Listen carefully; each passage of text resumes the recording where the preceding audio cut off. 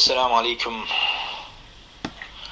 Uyghur Nidası Radyosu'daki topudaki barlıq qarindaşlarga Allah'ın güzel selamı, rahmeti, mağfirati bolsun. Qarindaşlar, bugünkü cüməringlar mübarək olsun. Bugünkü cümada qılğan barlıq ibadətlərinizni Allah özlərinə qəbul qılsın, dualarınızı icabət qılsın inşallah. Mən tövəndən sizlərə Uyghurning sükuti, Xitoy tajovuzlarining foydasi nomli mikro hikoyani o'qib beraman. Avtori Artush Bug'ra.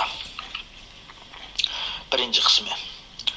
Bugun Wang avvalgideklar Jang bilan kelishgan o'rinda uchrashish uchun mangdi. U yo'lda mang'ach bugun Jang bilan qilinadigan suhbatlarning temasi haqida biroz o'ylanib oldi. Wang Sharq Turkistonning sekretarligidan 2010-yili ayrilgandan keyin Beijingga qaytarib kelinib, yo'qolan bir mansab bilan pensiya vaqtini kutib turg'achqa, o'zining bekorchilikda ish pushug'ini chiqarish uchun suhbatga doim odam izlab ovar edi.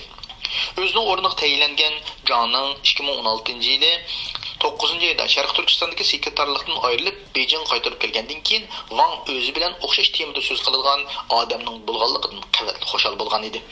Bu qitimqi uchrashishmi uning bilan suhbatini davomlashtirib, Beijingning bulg'angan ovozidan nafas olgach, Sharq Turkiston haqida so'zlash orqali Sharq Turkistonda davr surgan saltanatlik podshohlikning kayfini surmoqchi. U alayda çayxonaning ayrimxonasiga kirganda, Jang belgilangan vaqtdan burun kelib bo'lg'achqa, Wang oldiga chiqib ko'rishdi. Wang, Jang sekretar, mendan burun kelib bo'psiz-da. Jang, Wang sekretar, siz o'rlashtirgan suhbatga baldur kelmasam qanday bo'ladi? Wang, tekellub qilmang. Jang sekretar, sizdek meni tushunadigan xizmatdashimni men saqlag'ili 6 yil bo'lgan tursa, siz bilan suhbat qilishni bekmi orzu qilardim. Mana bugun buxodan chiqcha ham suhbat bo'lgan bo'ldim. Jang, men shu vaqt men shu Wang sekretar garchi qaytib kelganimga 1 yil bo'lmagan bo'lsa-mu, Sharq Turkistondagi shu qisqagina 6 yilni eng ma'nili o'tkazdim deb o'ylayman. Wang, uzoq qolmay Chunmi qaytib keladi. Andan biz toza bir majang o'ynaymiz. Jang, Chun qaytib kelsa-ku toza yaxshi bo'ladi, ammo majang o'ynashga yana bir odam kimlaydi-ku? Wang, uningga mening ham jinis do'stim Shonu Nurbekir bor-ku, deb set yeydi. Jang, ha deb set ovoz kulishga boshladi. Ham jinisimdan Wang sekretar bak qiziq gap qilsiz-da, deb ikkisi kirso'di, o'ltirdi. Mulozimatchilar ular buyurtgan choy va boshqa tatliq turumlarni ilib kirib, tayyor qilib berib chiqib ketishdi. Wang gap boshladi. Jang sekretar, endi sen turding Sharq Turkistonda, men xili uzungacha ishladim. Shu vaqtlarni eslesam, o'zimni podshohlardek his qilaman juma. Raslan. Bayliq desa bor, hamma narsaning ta'mi bor. Uyg'urni boshqarmoq bek oson. Nima qilaman desang, shuni qilib ajab yashagan edim juma. Desam gap chiq, demasam dard chiq.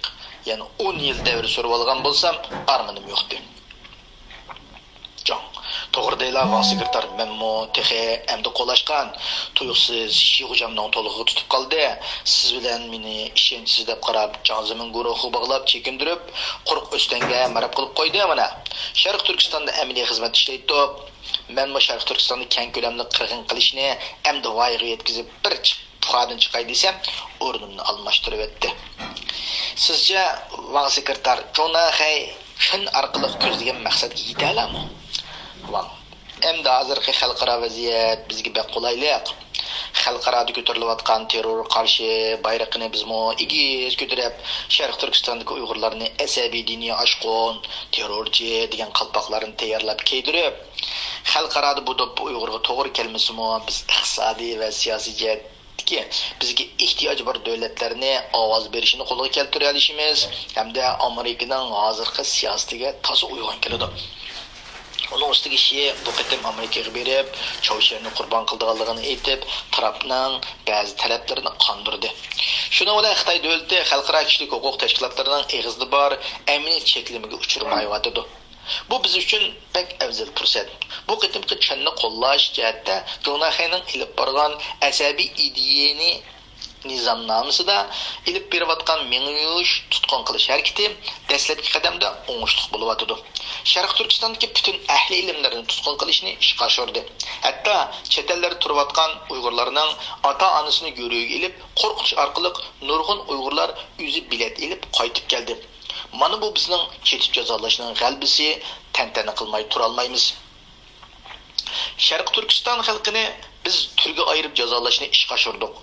Avval biz sen bilgandek bularning haqiqiy diniy jihatda yetilgan olim, ulamolarni talib tarbiyaladik, qonunsiz diniy faoliyat qilding degan bo'xtonlarni ortib turmalarga soludik.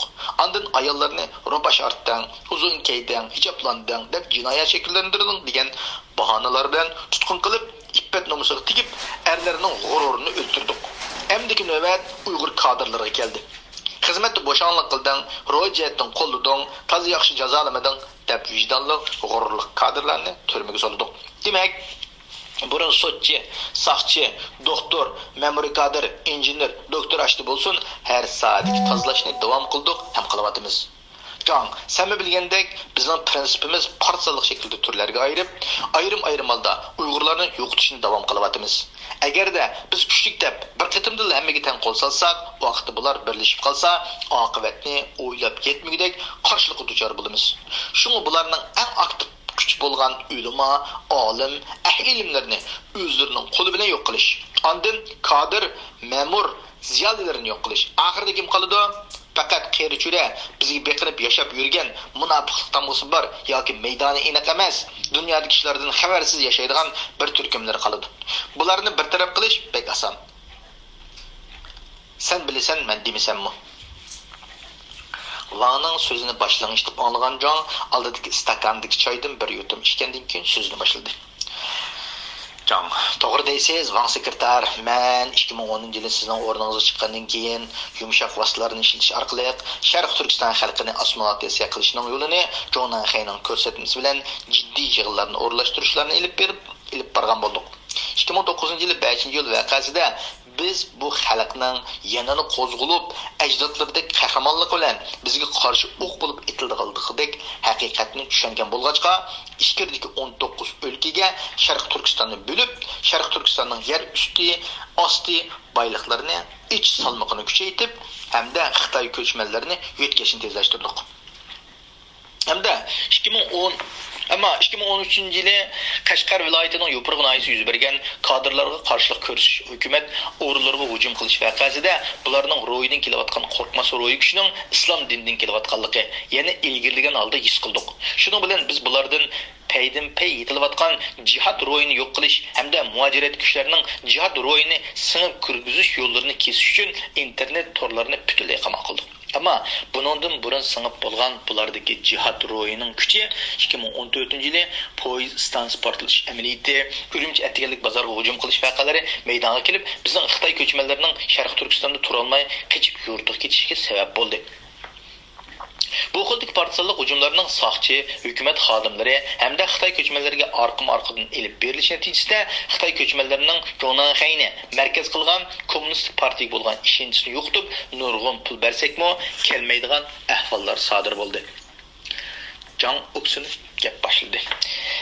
Biz bularning o'zlari tashkillangan hijrat to'lqiniga bizmi ovoz qo'shib, vositalik bir qism bizga ziyonkashlik elib keladigan kuchlarni chiqib ketishiga yo'l geçiş hamda islom davlati nomidagi tashkilotga a'zo bo'lishiga vositalik yo'li hozirlab berdik. Bu orqali ularni Turkiya boshliq musulmon davlatga dushman qilib ko'rsatish hamda xalqaro ularning terrorchi qalbining mas kelishiga sharoit hozirladik. Bunun bilan biz yaxshi natijalarni qo'lga keltirdik. Qurol olgan Uyg'urlar orasida ijtimoiy uchur vositalarida tashviqot jangi o'rlashtirdik. Bu vazifa niqoblangan atalmış mujohidlar qo'li bilan ismi bilan natijalik elib berildi. Bizni düşman deb tanishdan ayirib tashlab, umumiy cho'ng düşman dunyo kofirlarini yo'qotishga o'zgartib qo'ydik.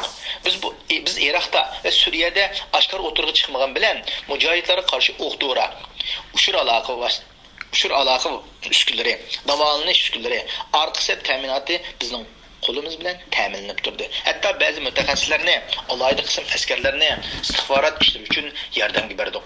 Hamda hamma tarafning uchurlarini elishga tirishdik. Bizdek eng cho'ng düşman ularning ko'z oldida bo'lmag'achqa, ularga ko'rmadik ham og'zig'imi chiqmadik. Shuning bilan o'tir sharqdagi musulmonlar qilayotgan buzg'unchiligimiz planli ravishda hatto ba'zi musulmon tashkilotlarining qo'li bilan ilib berib o'tamiz. Bizning arab davlatlari bilan bo'lgan tijorat va Falastin masalasida tutgan pozitsiya tufaylidan bizni ko'plagan musulmonlar dushman deb tanimaydi. Hamda Amerikaga qarshi eng cho'ng kuch deb hisoblaydi. Shuna bu fursatdan unumli foydalanib, ba'zi davlatlarga o'simsiz qarz, eski traktor, avtobus avtobuslarni bersak, bizni kechgacha maqtaydi. Arqadan yo'shirin yenik tipdagi qurollarni naq pulga yoki yer osti kan boyliqlarini ichishga to'xtam qilib setib beramiz. Qurollar bilan ichki urush avjiga chiqdi, kan boyliqlarini hisobsiz elib chiqib ketamiz.